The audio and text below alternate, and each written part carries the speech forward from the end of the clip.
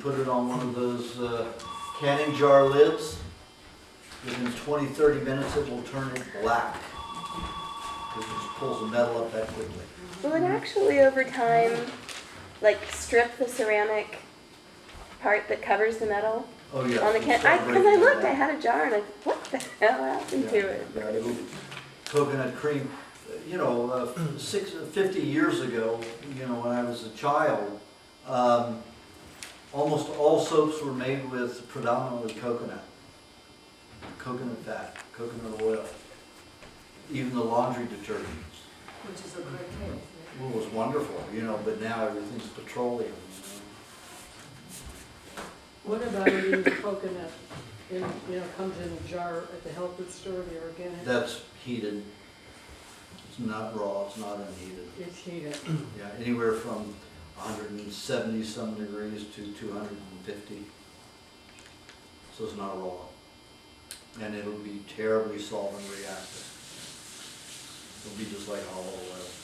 There's no soothing to it. But when coconut cream is unheated, 40%, it has a 40% reaction of soothing. And all of your other pressed oils like olive oil, flax oil, they're 90% solvent reactive. There's no healing to it. There's no soothing of the tissues. So if you use olive oil and you use flax oil, I suggest that you use some butter and cream along with it. So as the oils dissolve the toxins in your body, you'll have the cream and butter to bind with those poisons, those waste products, and keep them from causing damage to your cells. What about ground flax? You just eat it right away. Ground flax is not a good thing Why not? because it's impossible to digest in the human digestive tract. And it also causes lacerations in the villi, in the small intestines. If you're going to But use... does it release the oil when you grind it? No, it doesn't release it. It releases maybe a fraction, very little. You have to be a vegetarian. Excuse me, beeswax. You have to be a vegetarian animal to be able to digest the cellulose that holds the fat molecule.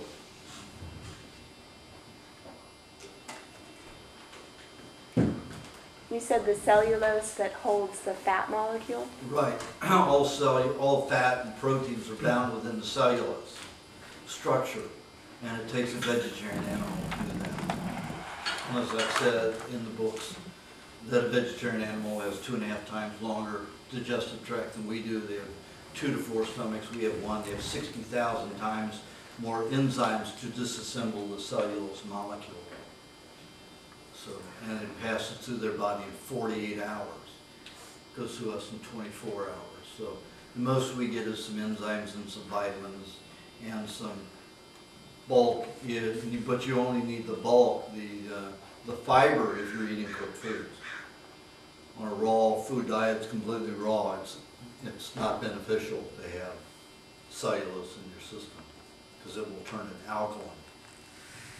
Prevent you from digesting animal food and prevent you from digesting animal foods properly. Don't you like alkaline? Isn't that supposed to be better than acidic? No. Your body Not the has stomach. yeah. I'm talking about the body. The body has to be acid all over except for the blood. The blood you want to be having more of a slightly alkaline. That's the only thing. If we were healthy, everything could be acid. It'd be fine. But we're not healthy as we're not an acrid healthy. We're healthy acrid. I've heard from many good resources that cancer can only live in an acid body, that it cannot live in an alkaline body. So they're doing things to alkalize your body, and the tumors are disappearing. That's not true. No? I would say 50% of the cancer clients I have been long-time vegetarians that are over-alkaline. They're so alkaline they don't digest any food unless they eat it mono. One food at a time with space in between. And these people are the worst cases of cancer I have, over-alkaline. So that's a fallacy. The worst condition that I found for cancer people who live on carbohydrates. I just talked to a girl who is taking cesium, have you heard of it? Turns you up real alkaline. She's got breast cancer. She said within less than 4 weeks, they went to half size. And they're not hard anymore, they're now soft. And she said they're almost gone. Well, there are lots of ways, depending upon the body, how you can stop the body from holding on to dead cells. But the body will only do that temporarily. Like Dr. Hardin B. Jones was Emeritus Medical Physics and Physiology at Berkeley for 40-some years in the oncology department. That was his field. He found that cancer is nothing other than like a cold or a flu.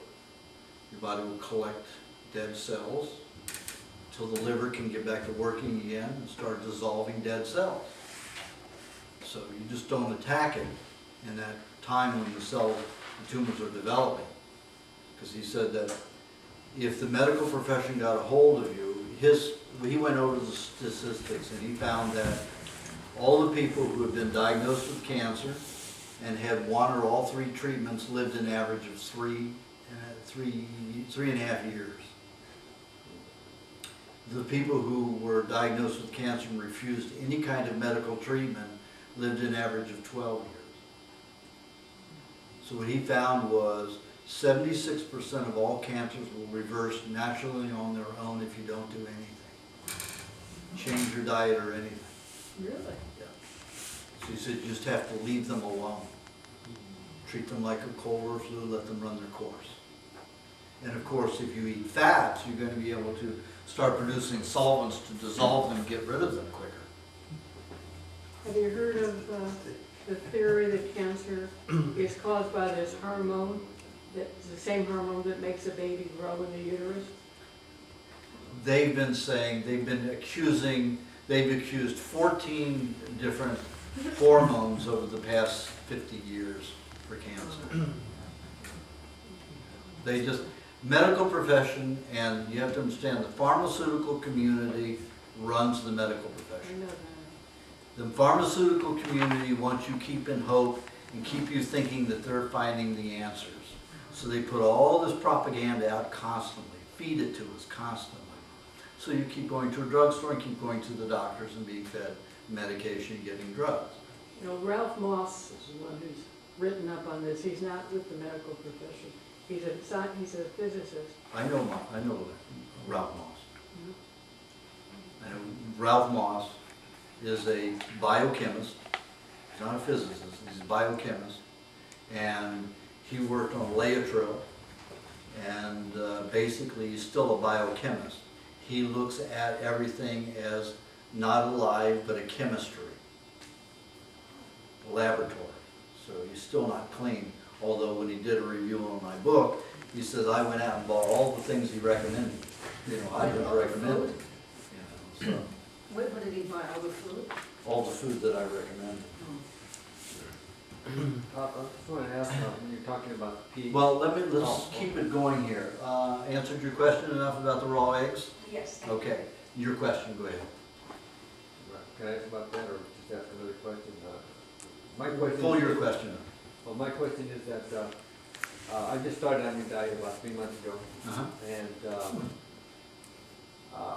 I was also taking some DHEA, and when I let it go in November, it just seems that my energy and some of my health went down, even though I was following Your health went down, your energy level went down. yeah. And, Which, your health or your energy level? both of them. And so, about 3 days ago, I started on DHEA again, and then it just seemed to come back up. You know what DHEA is? It's help the hormones. Yeah. It is a hormone. Right. Okay, so any kind of hormone is going to stimulate you, whether it's steroids or Viagra or any of it. It's going to pump your system. That doesn't mean it's natural or healthy. It gives you more energy. Every So- hormone? Pardon? Every hormone? Well, Viagra's not. Supplemental. It stimulates hormone reaction. every hormone will pump you up and give you energy? Every supplemental hormone will pump you up and give you energy? That's what they don't sell any that don't pump you. Okay, Because and nobody would buy them if they didn't pump you. natural hormones, are they all energy producers or are some of them? No, you have hormones that will cause sedation, all types of hormones, but those that are marketed, unless you have hyperactive individuals, they do have a variety of drugs and hormonal drugs, which help people, lower adrenaline levels.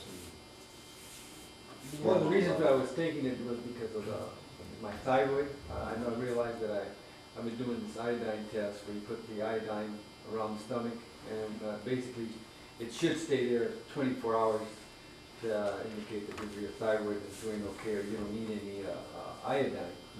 But my body just sucks it up within 6 hours, sometimes 10.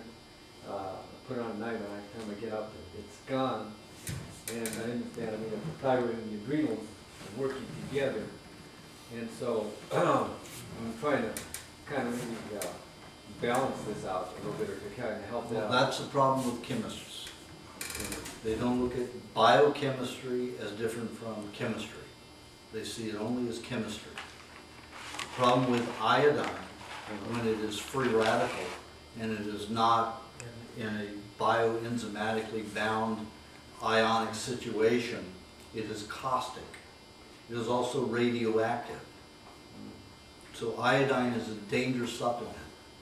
When I find it in the irises of people who've taken iodine supplements or had used contrast when they've had x-rays or scans done, it is caused internal ulcerations that often cause cancer, a lot of other problems, and chronic fatigue.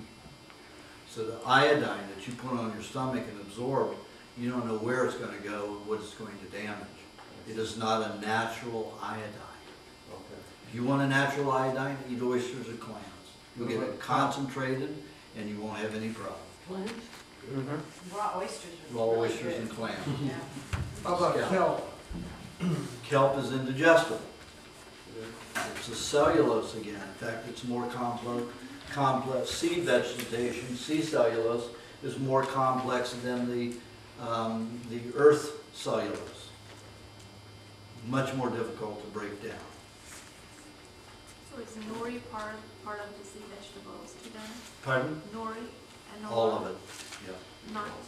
Once it's dried, even if you eat it right out of the ocean, even if it's, algae, it is still indigestible in the human digestive tract. You get very little value from it.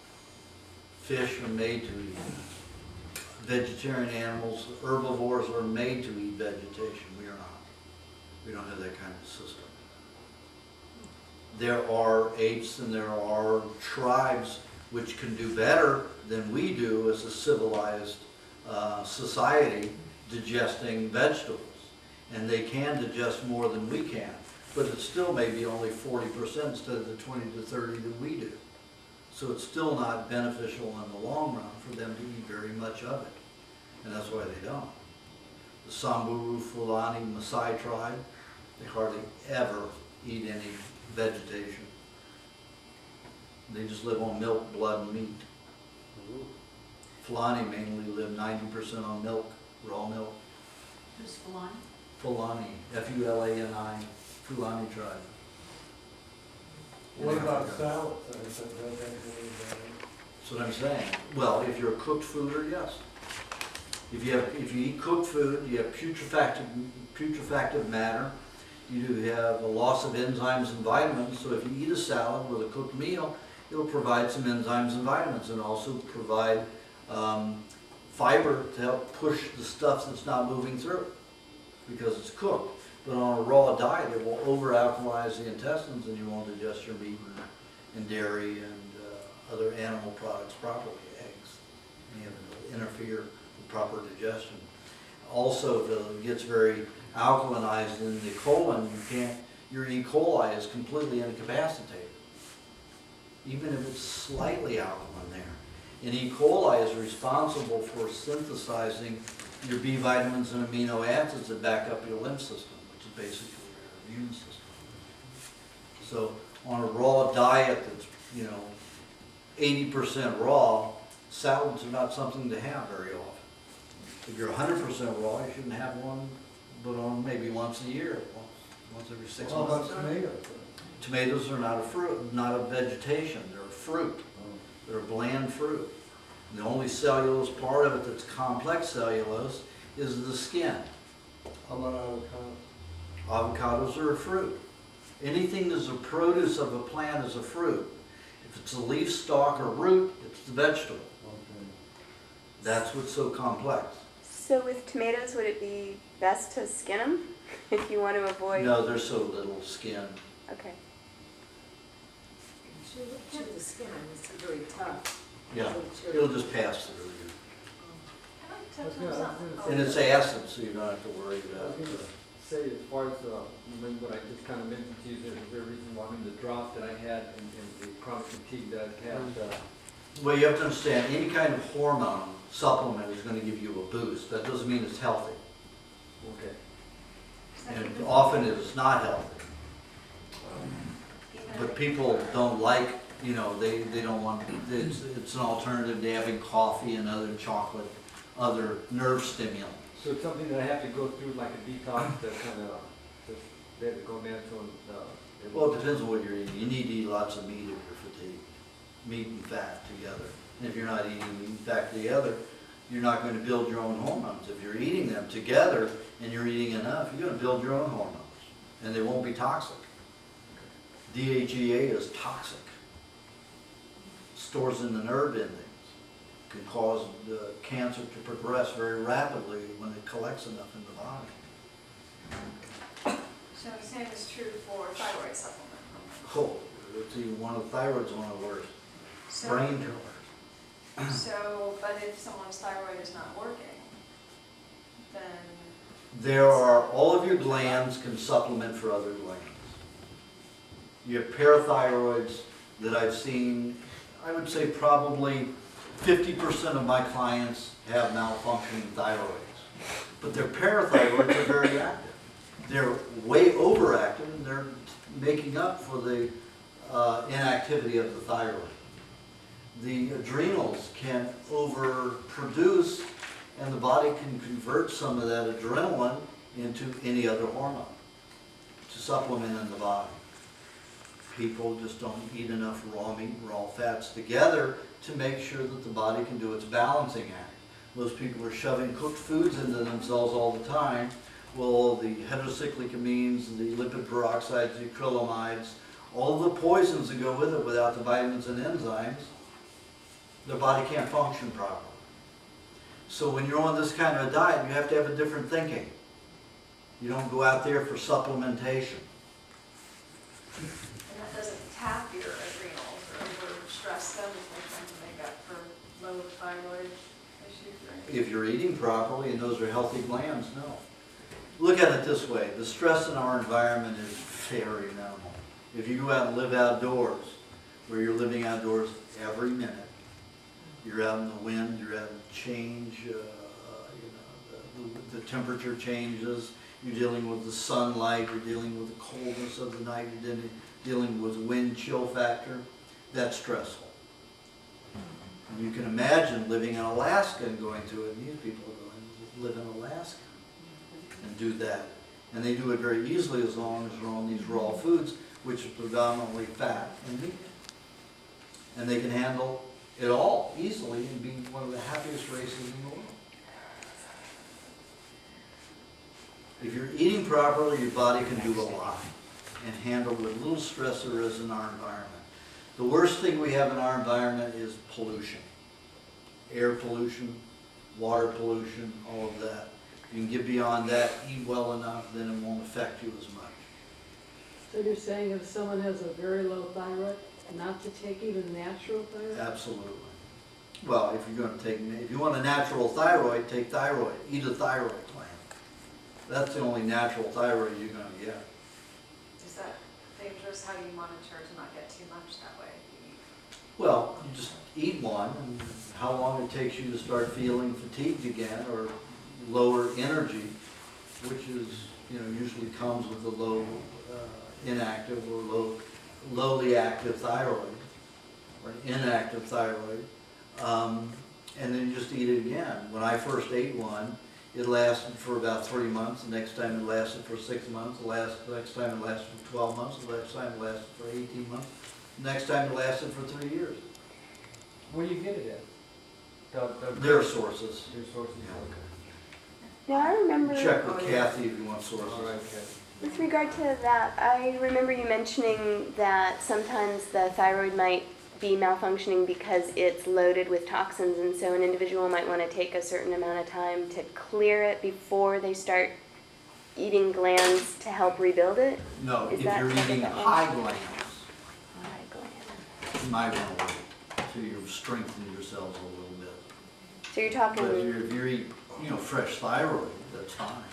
If you're eating high thyroid, you might want to take some time to build your system before you force a detoxification. like a year would be safe? Depends upon Okay. it. Yeah, a year's usually safe for anybody. How would you know that your thyroid is malfunctioning? Well, I can tell by looking at the palms. But if you have enough energy in your day and you can walk and get where you need to get, and you're okay, then your glands are functioning well enough. What about attention? Sick? That has to do with protein deficiency. If you had only clear thinking, it means your body's using carbohydrate as fuel and you've got too many advanced glycation end products or acrylamide if you're eating cooked, floating in blood causing stickiness in the nervous system. When you make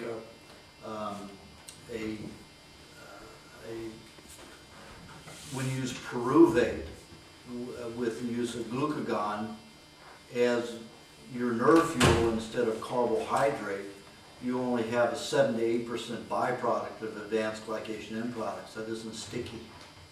But with carbohydrates, you have a 70 to 90% byproduct of advanced glycation end product. So the whole brain gets sticky, and that's what causes the attention deficit disorders.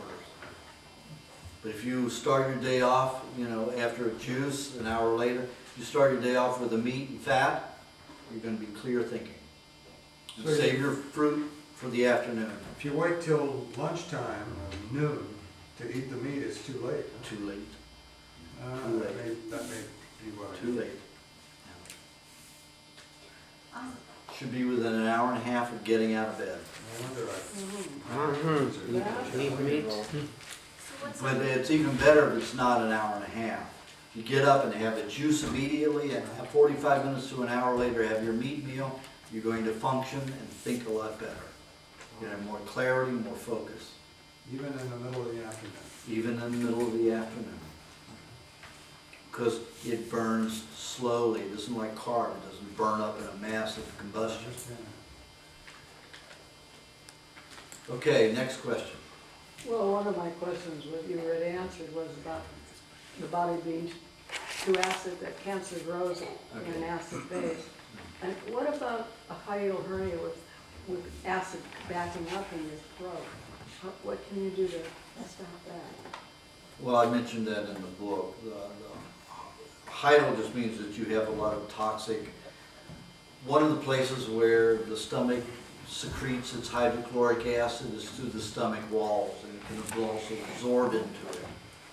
And when it does that, it gets into the tissues. If you're eating a toxic diet of cooked foods with all the acrylamides and the lipid peroxides, that's going to create an acidic condition that it gets into your tissues because you don't have enough mucus coating the mucous membranes of the alimentary canal.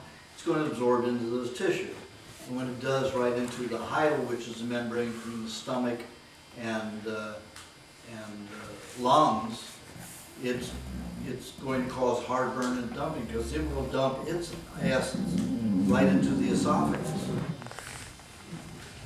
And it will cause burning. And you have to detox. I've never had burning, but I had pneumonia, and after the last time with pneumonia, they said I ripped the tissue, coughing so bad. And I've had this reflux. I've never had heartburn, but I have a stupid cough for years that has caused. You gotta let it acidic tissue in your, acidic compounds in your tissue, and causes ulcerations that don't heal. Basically, that's what hernia is. Hernia is like an ulcer or psoriasis, it doesn't heal. So, This diet I've been on for 6 months hasn't stopped that. well, it takes a certain kind of eating and a certain program to focus on that. And it depends upon your system, so I can't tell you because I don't know your system specifically. Okay, Louis, do you have a question? Yes, recently I detoxed with a severe cold, and I suspect maybe because weeks earlier I'd been exposed to a lot of toxic fumes. But this was the first time I had detoxed with a cold in, gosh, 3 or 4 years, I think.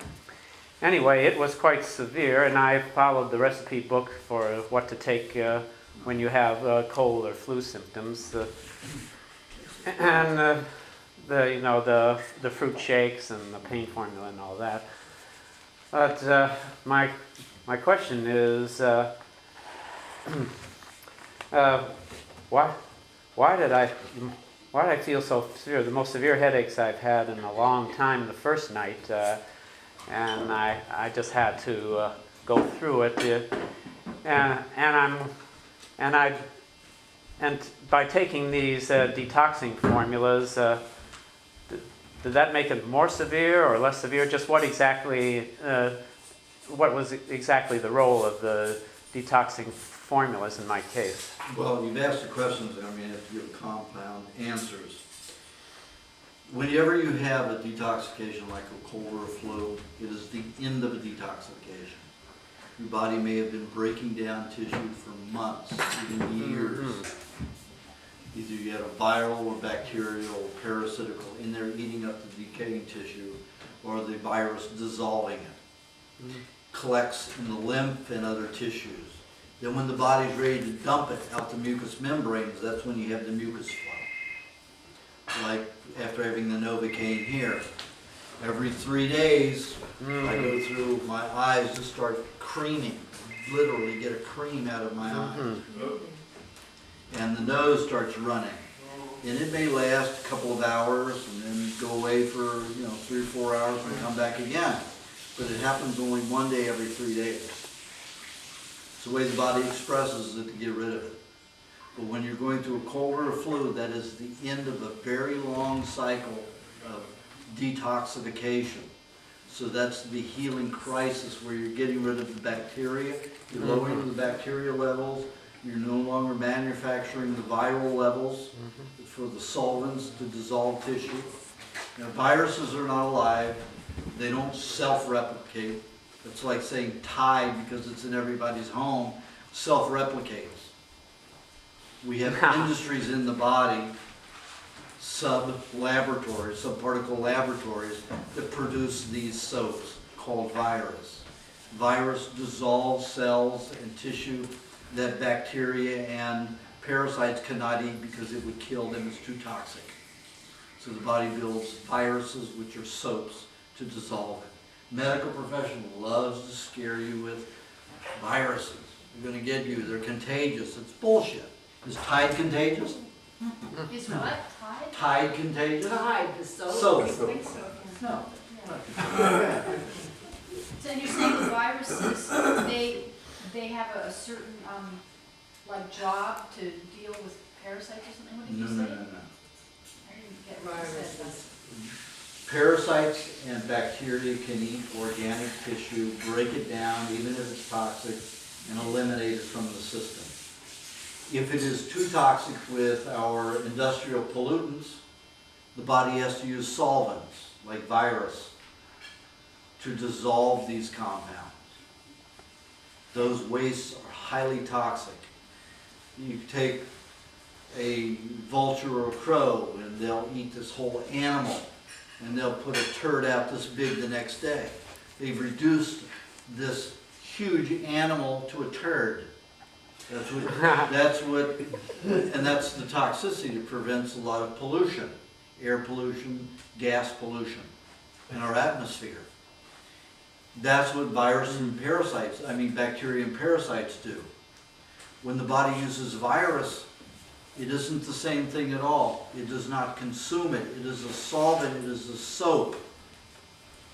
It is a chemical that dissolves, and you have all of this fluid that will come around and dilute it.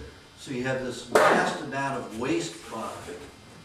Bacteria and parasites are better. They reduce the product so it can be eliminated. A lot can be eliminated in a short period of time. When your body uses virus, you have all this accumulation of waste product that is diluted and everywhere. Very difficult. The more industrial we get, the more polluted we get, the worse it gets for us. And the more bodies have to use viruses rather than bacteria in the help of parasites. And, over in Thailand, these people take, the medical profession that's got them thinking, I put aloe vera, cut some fresh aloe vera and put it on my lip, and here, the doctors went nuts because it wasn't sterile.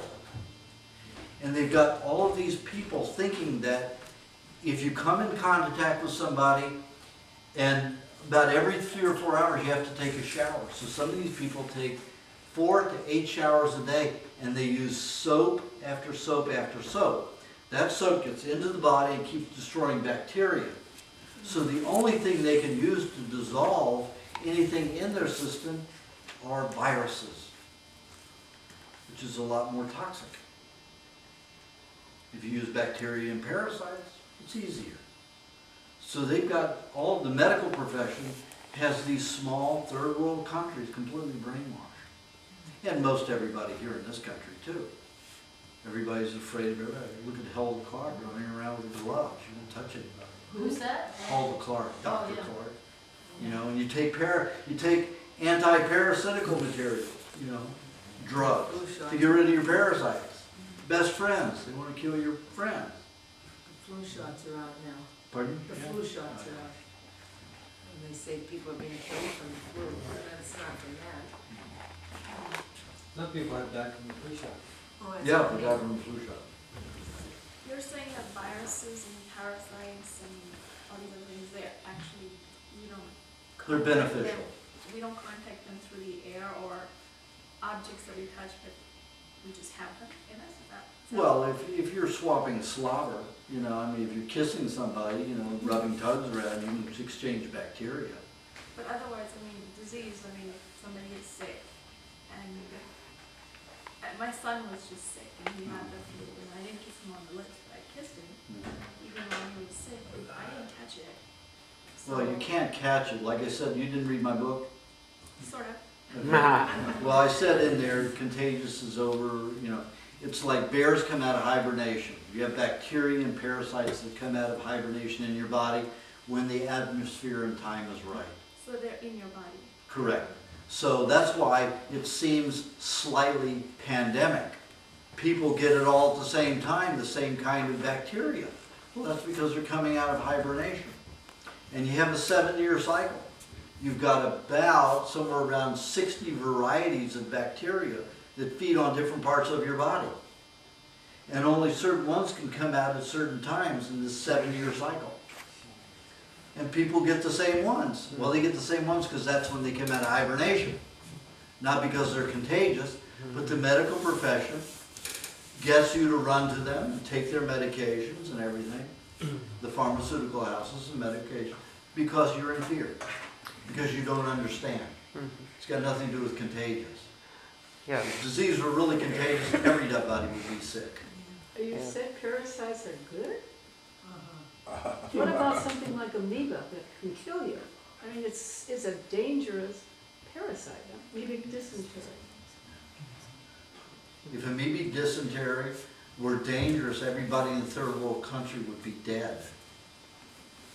Why is it that just Americans go down and, British go down and Canadians go down to these places and introduce the amoeba into the system, they have so much trouble. And it isn't the diarrhea and vomiting